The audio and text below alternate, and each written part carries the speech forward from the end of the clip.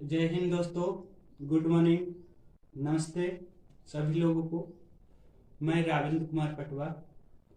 आप सभी लोगों को जैसे पता है कि हमारा पुराना यूट्यूब बंद हो चुका है, इसलिए हम नया यूट्यूब अपना चालू किए हैं। और आप लोगों को जो है तो हम इसमें लेटर्स या अल्फ़ाबेट्स के बारे में डिस्कस करेंगे और कंप्लीट रूप से पूरा टॉपिक बाय टॉपिक रहेगा। आप चाहे नीट का दे, चाहे तो 11th-12th क्लास में दे, या किसी कम्पिटेटिव एग्जाम के लिए, सभी कम्पिटेटिव एग्जाम के लिए इसमें आपको इंग्लिश पढ़ाया जाएगा।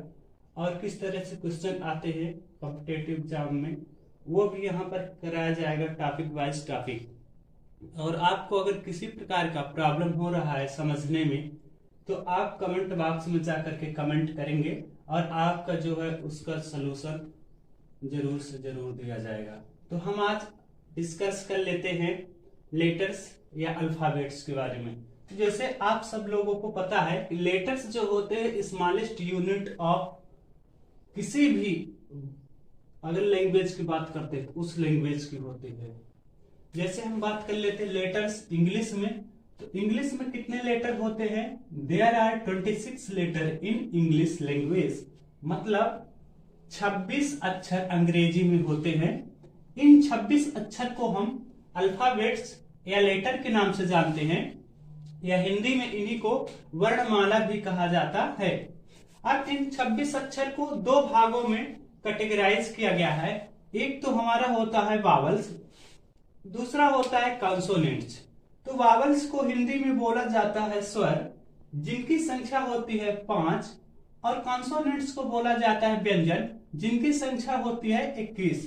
अब ये जो वावल्स होते हैं हमारे इंग्लिश में, ये होते हैं A, E, I, O and U. These are 5 letters are called vowels. इन 5 अक्षरों को वावल्स या स्वर के नाम से जाना जाता है।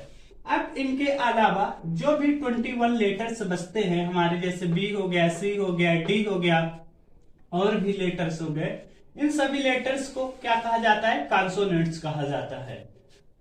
तो अब हम बात कर लेते हैं वावल्स आखिर होते क्या हैं। अब तो हम जानिए कि नंबर ऑफ वावल्स कितने होते हैं, 5 होते हैं इंग्लिश में, एंड नंबर ऑफ कॉन्सोनेंट्स कितने होते हैं इंग्लिश में? 21 होते हैं, मतलब 21 होते हैं।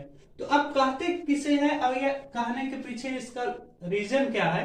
तो वावल्स का मतलब होता है ऐसे लेटर से, ऐसे अक्षर से जो खुद प्रोनाउंसिएट होते हैं, जिनको बोलने के लिए हमें किसी भी व्यंजन की मदद या हेल्प नहीं लेनी पड़ती, उन्हें हम स्वर या वावल्स के नाम से जानते हैं। जैसे आपके सामने लिखा हुआ है ए। अगर हम ए बोल रहे हैं तो जब हम ए बोलते हैं या ई बोलते हैं तो केवल हमारे मुंह से जो प्रोनाउंसिएट होता है वो ई बस होता है या ए बस होता है, न कि किसी कॉन्सोनेंट्स की मदद लेनी पड़ती। तो ऐसे लेटर्स को हम क्या बोलते हैं? वावल्स, जो बिना किसी कॉन्सोनेंट की मदद से बोले जाते हैं, उन लेटर्स को हम वावल्स के नाम से जानते हैं। अब दूसरी बात आती है कॉन्सोनेंट्स क्या होते हैं। तो कॉन्सोनेंट्स ऐसे लेटर्स होते हैं जो वावल्स की मदद से बोले जाते हैं। जैसे अगर हम बोल रहे हैं बी, तो शुरू में बी तो हो रहा है लेकिन लास्ट में उसके ई आ जा रहा है, इसलिए इनको क्या बोला जाता है? कॉन्सोनेंट्स बोला जाता है।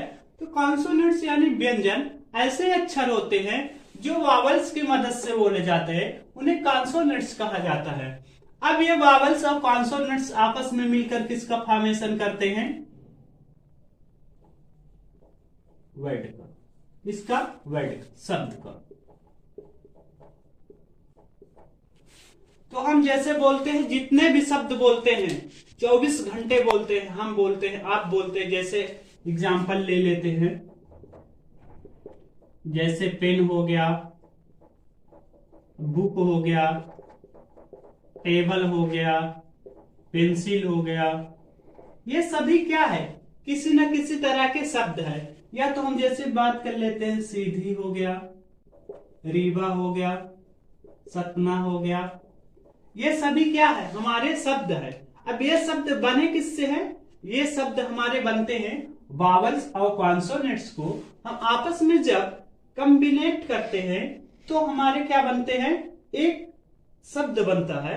अब ये शब्द आपस में मिल करके क्या बनाते हैं, ये शब्द जब आपस में मिलते हैं तो इन शब्दों के आपस में मिलने से हमारा बनता है सेंटेंस।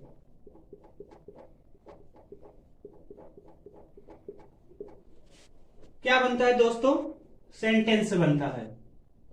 सेंटेंस या इन्हीं को हिंदी में क्या बोला जाता है, वाक्य।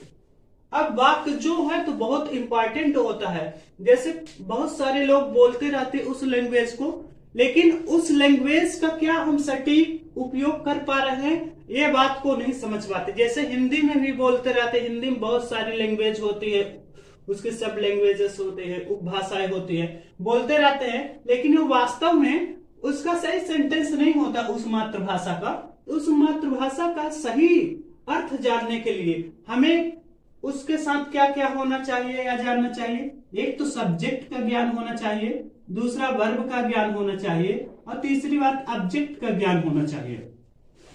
मतलब सब्जेक्ट को बोलते हैं कर्ता, वर्ब को बोलते हैं क्रिया, ऑब्जेक्ट को बोलते हैं कर्म। तो कोई भी अच्छी तरह से वाक्य हम बोल सकते हैं, या कंप्लीट वाक्य वही हो सकता है जो हमें किसी के बारे में कंप्लीट सेंस या कंप्लीट जानकारी या कंप्लीट समझा सके। अब वो तभी समझा सकता है जब वो कर्ता उसमें रहेगा, क्रिया रहेगा या कर्म रहेगा, तभी हमको वो वाक्य बताएगा ये क्या कर रहा है या क्या करने वाला है या कौन कर रहा है। तो हम समझ जाएंगे कि वो क्या है, सेंटेंस है। जैसे एग्जांपल हम लिख करके देख रहे हैं, आप आम खाते हैं। अगर आप आम खाते हैं तो हम इसमें देख ले रहे हैं, या इंग्लिश में इसका ट्रांसलेशन कर रहे हैं तो हो जाएगा यू इट्स अ मैंगो। तो अब अगर हम सब्जेक्ट की बात करेंगे तो हमारा सब्जेक्ट ये हो जाएगा, जिसको हिंदी में यू, ये हमारा क्या हो जाएगा, सब्जेक्ट हो गया। अब वर्ब की बात करेंगे, इसमें वर्ब क्या हो जाएगा, खाना वर्ब हो जाएगा हमारा। और मैंगो की बात करेंगे तो मैंगो क्या हो जाएगा हमारा, ऑब्जेक्ट हो जाएगा, जिसको क्या बोला जाता है, कर्म बोला जाता है। तो अब यहां से हमको कंप्लीट जानकारी मिल रही है कि कौन आम खा रहा है, आप आम खा रहे हैं। आप क्या खा रहे हैं, आप आम खा रहे हैं। ठीक है, अब यहां से पूरी जानकारी मिल रही है। आप जो यहां पर क्रिया होती है, क्रिया क्या हो रही, खाने की काम, खाने का जो हम काम कर रहे हैं या आप कर रहे हैं, तो ये हमारा क्या है, इट्स। इट्स हमारा क्या है, इट्स खाना जो है ये हमारा क्रिया है, क्रिया को प्रदर्शित करता है। देखिए यहां पर क्रिया दो तरह खाना आ जा रहा है, तो आपको कंफ्यूजन नहीं हो रहा है। एक होता है हमारा फूड मिस खाना, एक होता है हमारा इट मिस खाना। तो ये जो हमारा इट्स मिस ये खाना होता है, ये हमारा क्रिया होता है, लेकिन ये हमारा क्रिया नहीं होता, ये हमारा मटेरियल नाउन में आ जाता है। मतलब हम इसको बोल सकते हैं ये हमारा नाउन होता है, ये वर्ब होता है। तो ये जो EAT इट वाला होता है ये वर्ब होता है, और जो FOOD होता है फूड, ये हमारा क्या होता है, नाउन होता है, संज्ञा होता है। तो यहाँ पर इन बातों का विशेष रूप से ध्यान दे करके पढ़ना है।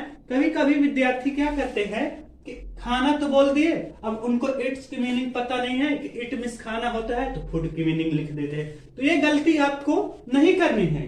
दोनों में डिफरेंस होता है बहुत ज्यादा, एक वर्ब होता है और एक नाउन होता है। तो हमको वर्ब की जगह वर्ब लिखना है और नाउन की जगह नाउन लिखना है।